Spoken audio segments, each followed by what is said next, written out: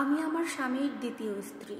আমার স্বামী আমাকে বিয়ে করেছে শুধুমাত্র তার শারীরিক চাহিদা মেটানোর জন্য। আর এই কথাটা আমি খুব ভালোভাবেই বুঝতে পারি।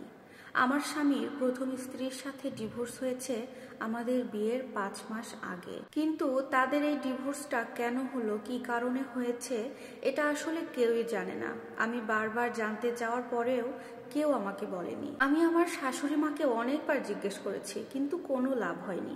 আমার শাশুড়িও কিছুই জানে না এই ব্যাপারে। আমার বিয়ে হয়েছে মাত্র 1 মাস হয়েছে, আর এই 1 মাসে আমি যেটা বুঝতে পেরেছি, আমার স্বামী তার প্রথম স্ত্রীকে এখনো ভুলতে পারেনি।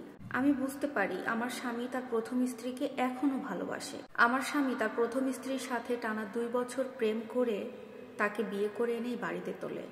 তখন এই বাড়িতে কেউ ওই বউকে মেনে নিচ্ছিল না, কারণ পরিবারকে না জানিয়ে বিয়ে করেছিল। কিন্তু ওই যে পরিবারের একমাত্র ছেলে ছিল আমার স্বামী, তাই তাকে হারানোর ভয়ে তার বিয়ে করা বউকে সবাই মেনে নেয়।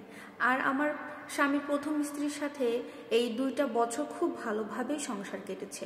এই 2টা বছর আমার স্বামীর প্রথম স্ত্রী এই বাড়িতেই ছিল, খুব স্বাভাবিকই ছিল সবকিছু। আমি যতদূর শুনেছি তাদের মধ্যে নাকি সেরকম কোনো ঝগড়াও হতো না, সবকিছুই ভালো ছিল, স্বাভাবিক ছিল। কিন্তু হঠাৎ করে তাদের মধ্যে কি এমন হলো যে ডিভোর্সে চলে গেল, এটা আসলে কেউ বুঝতে পারছে না। এরপরে আমার স্বামীর প্রথম স্ত্রী নাকি বাবার বাড়িতে চলে যায় এবং তারও কিছুদিন পরেই তাদের মধ্যে ডিভোর্সটা হয়। কিন্তু কেন ডিভোর্স হয় এই কথাটা এখনো সবার অজানা। আর আমি এগুলো শুনেছি আমার শাশুড়ির কাছে। আমার শাশুড়ি মাই এই কথাগুলো আমাকে বলেছিল। আমার স্বামীকে আমি খেয়াল করেছি এখনো ঘুমের মধ্যে মাঝে মাঝে তার প্রথম স্ত্রীর নাম ধরে ডাক দেয়। এটা আমি জানি, অন্য কেউ এখনো জানে না। আরও খেয়াল করেছি আমার স্বামীর বুকের বাম পাশে এখনো তার প্রথম স্ত্রীর নাম দিয়ে একটা ট্যাটু করা আছে।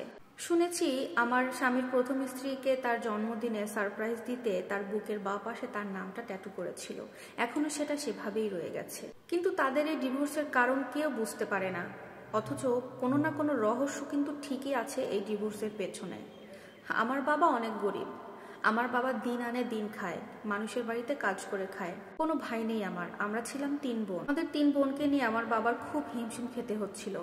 আমার স্বামী অনেক বড় পরিবারের ছেলে। এই পরিবার থেকে যখন বিয়ের প্রস্তাব যায় তখন আমার বাবা খুব তাড়াহুড়া করে বিয়েতে রাজি হয়ে যায়। আমার কোনো সিদ্ধান্ত বা আমার মায়ের কোনো সিদ্ধান্ত নেওয়ার কোনো প্রয়োজন মনে করেনি। বাবাও ভেবেছে এত বড় পরিবারের বউ হয়ে আসবো, এটাই তো আমার জন্য ভাগ্যের ব্যাপার। বিয়ের অনুষ্ঠানের আমার বাবার কোনো খরচই করতে হয়নি, সব টাকা পয়সা আমার স্বামীই দিয়েছিল। আমার বাবাকে আরো উল্টো 1 লক্ষ টাকা দিয়েছে আমাকে বিয়ে করার জন্য। দামি দামি গহনা, শাড়ি, চুড়ি সবকিছু তারা দিয়েছে। এই কথা বলতে আমার স্বামী যদি আমাকে ভালো নাও বাসে, তারপরেও আমাকে এখানেই পড়ে থেকে সংসার করতে হবে, কারণ আমরা গরিব ফ্যামিলির মেয়ে, আমার কোথাও যাওয়ার জায়গা নাই। আর প্রিয় দর্শক, ভিডিওটি ভালো লাগলে লাইক, কমেন্ট, শেয়ার করবেন। আল্লাহ হাফেজ।